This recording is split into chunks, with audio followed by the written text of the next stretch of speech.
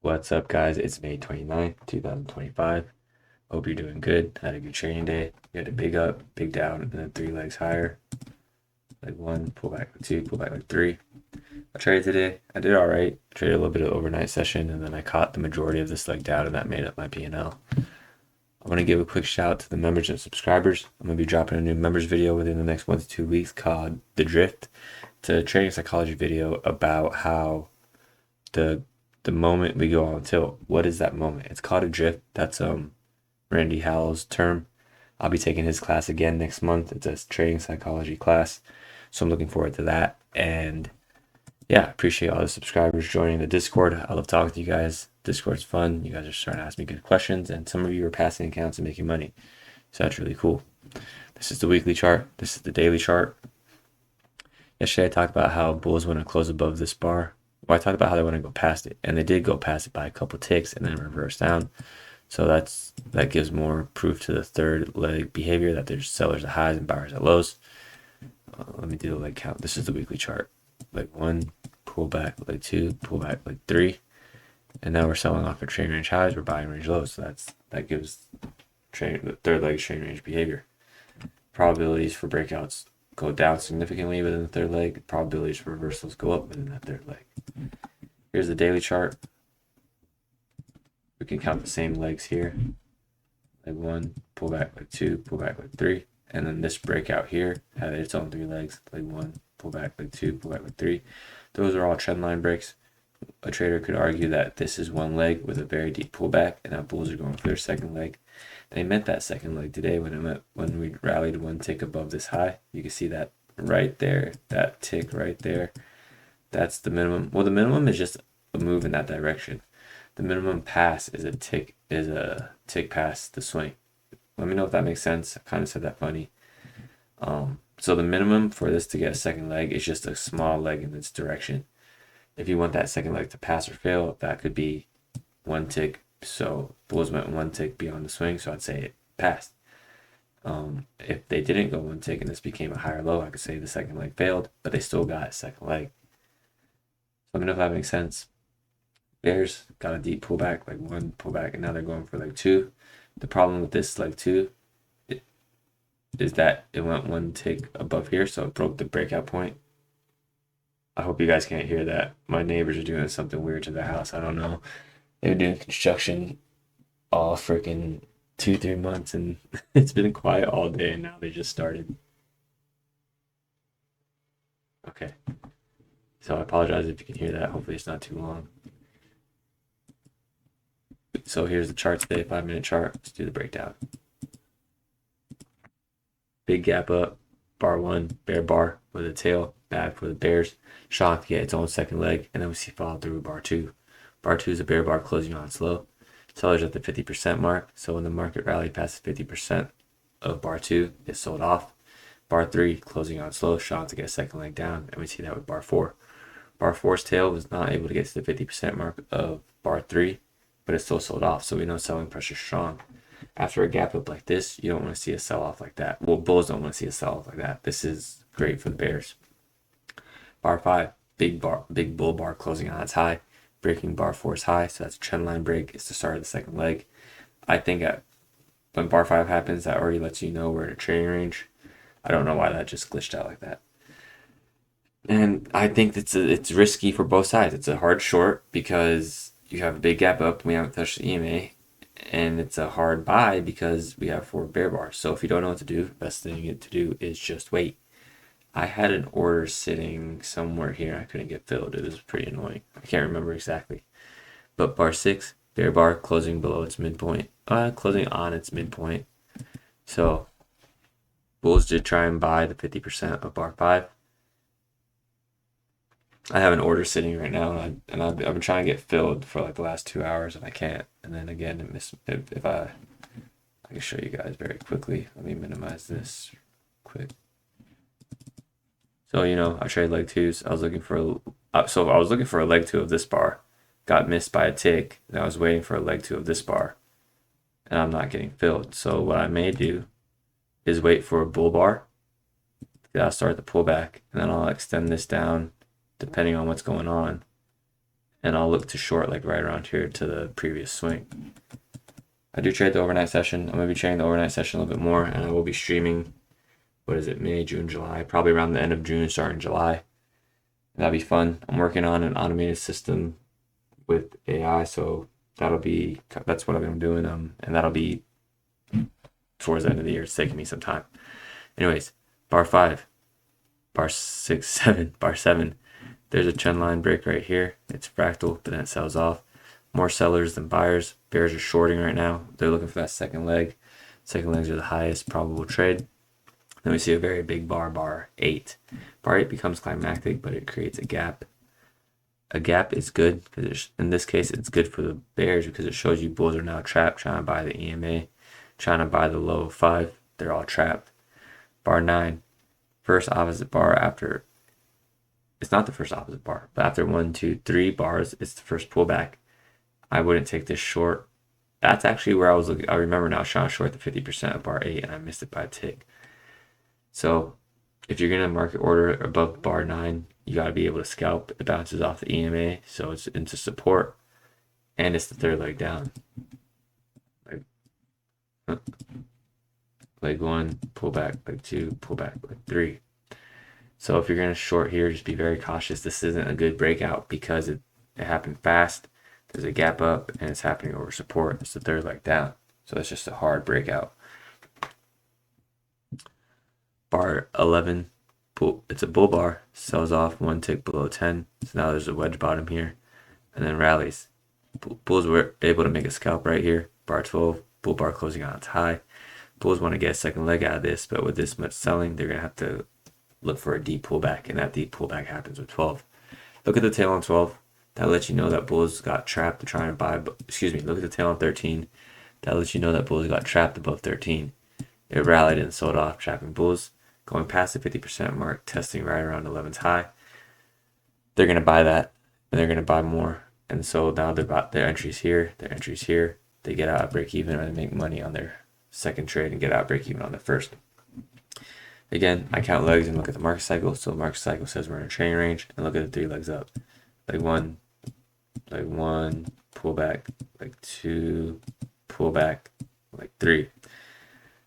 16, bull bar closing outside, trying to get second leg, 50% pullback on 17. The reason I'm mentioning 50% pullback is because I've added that to the system I trade. I have 3 setups right now. It's bars that get 1R. I put a limit order, I scalp it. It's opposite bars that get 1R. So I took bar 24 because there's support below 24, but bar 25 breaks the support, turning it to resistance. So when the market comes back to it, it should be resistance, and I got filled on 42, and I got exited right around here.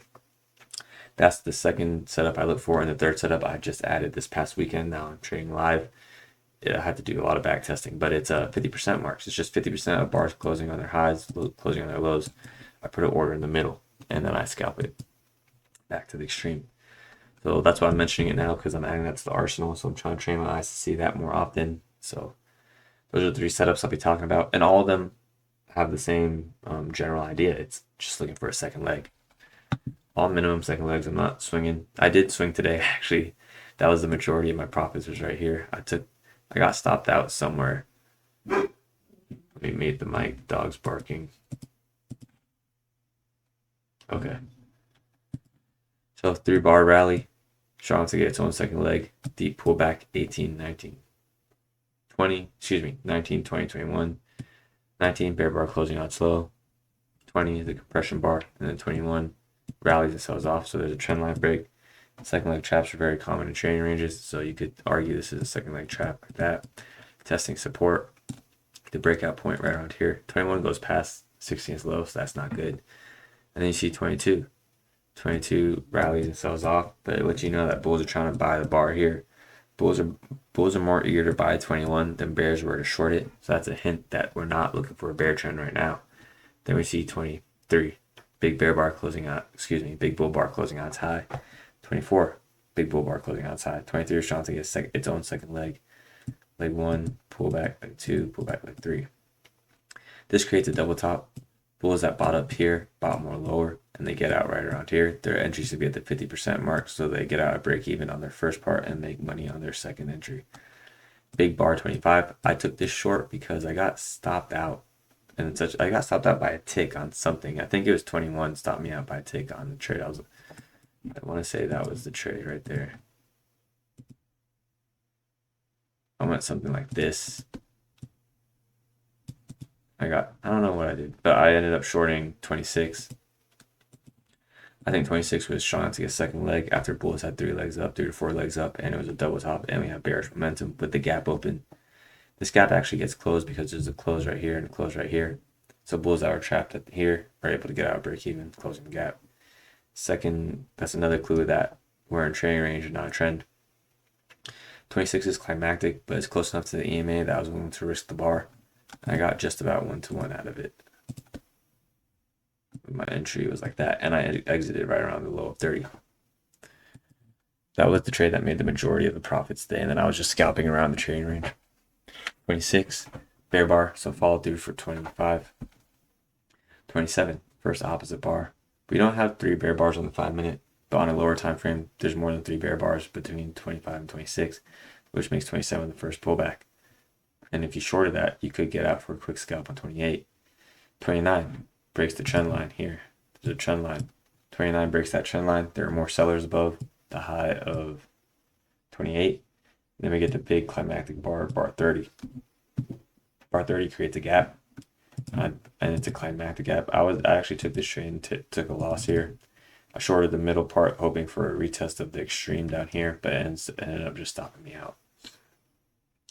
So not too bad. I made more on this trade than I did getting stopped out. 29, if you're still short on 29, I think it's okay to get out. And then you start to see follow through 30. Excuse me, my numbers are messed up. If you're still short on 31, I think it's okay to get out because now we have a visible 3 legs. Leg 1, pull back, leg 2, pull back, leg 3, and leg 3 was climactic with a climactic gap. 29 sells off and then rallies. So now bears are trapped. They got 2 options. They can buy back shorts, or they can short higher and get out at break even. I was playing for option 2, thinking that they would short more here, and I get out right around here. Got stopped out. It happens. Bar 33, big bull bar, creating another gap with 34. So now we have a gap against the gap. Trading range behavior. Bulls have now closed this gap, and now bears are going to try and close this gap. 35, bull bar closing out high. The rally from 31 to 35. Trying to get a second leg, and it does. Leg 1, pull back, leg 2, pull back, leg 3.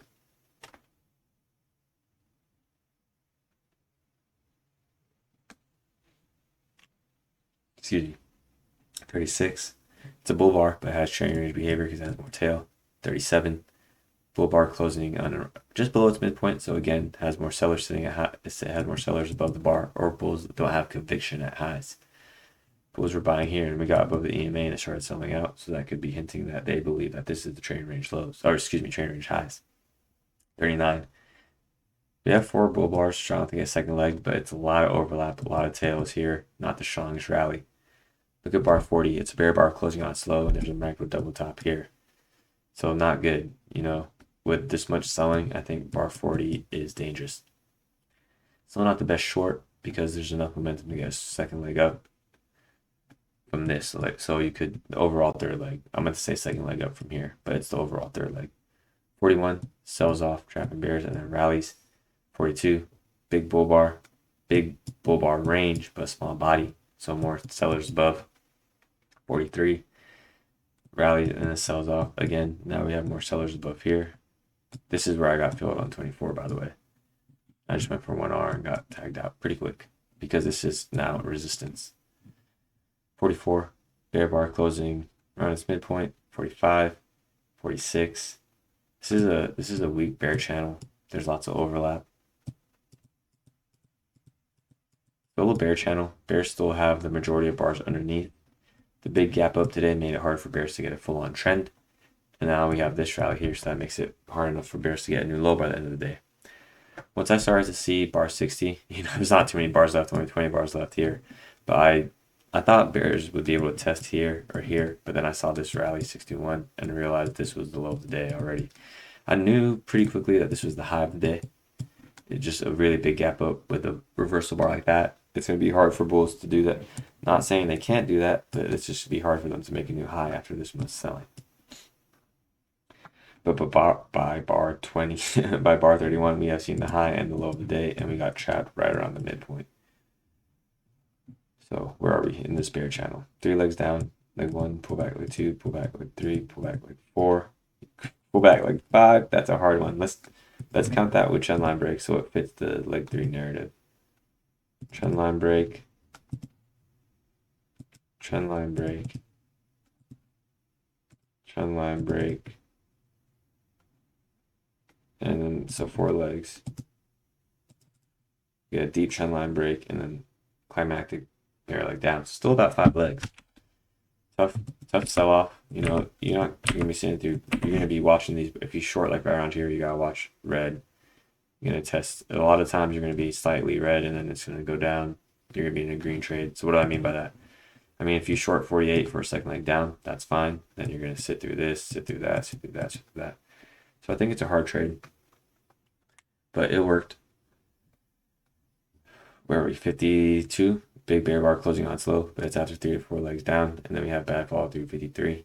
54 bear bar, but again, it's what leg is that? You know, you have to ask yourself. You're any leg past leg 3 favors reversals, and look, more bulls were eager to buy 54 than bears shorting. 55 bear bar closing, bull bar closing on its high, bad fall through 56, has more sellers at the EMA. 57 bull bar, but more sellers above, and then we have more sellers at the EMA, at both EMAs, selling off 58. 59, good, excuse me, 58, 59, good bear bar, but it has a tail here. It's follow through, but it's bad follow through, and it's also testing the high of 30, 29, 31. I would have liked to have been a buyer, but I was kind of done trading by then. I think that would have been a cool trade. The risk is big, but 1-to-1 was met within, not too big, but 1-to-1 was met within 4 bars, so that's not a bad swing. 61. Starts, so you could actually argue leg 1, pull back, leg 2, kind of a double top. 61, big bull bar, creating a gap with 62. 63, bull bar, but has more tail, and then more tails on both sides, so trailing range behavior. 64, bear bar, first reversal from 60 to 63. And then we have a really bad follow through. It's a deep pullback, it's a wedge bottom. So what I mean, bad follow through for this leg. So rally, and then bears get 3 legs down, leg 1, pull back leg 2, pull back leg 3. That's a wedge bottom testing the 50% level of 61, and then that rallies for 2 with 3 more legs, leg 1, pull back leg 2, pull back leg 3. I think today was a challenging day. A lot of sideways price action, a lot of emotional bars, but remember the market cycle, and you remember that you see gaps closing. That helps you put context for the day. That's trailing range behavior. Give you guys a quick update on this trade. I'm not getting filled. Bar 215 was the first reversal. I thought about shorting it, but I'm really just trying to be a limit order trader. So one way I could trade this would be like this, like that, and then I go for a swing down, but I'm not going to short 3 contracts because that's a little too much. Let's just see the risk. I just want to see what the risk would look like. Yeah, so it's $150. Not really into that. I guess it's going to be a $50 trade. I think 50 is fair.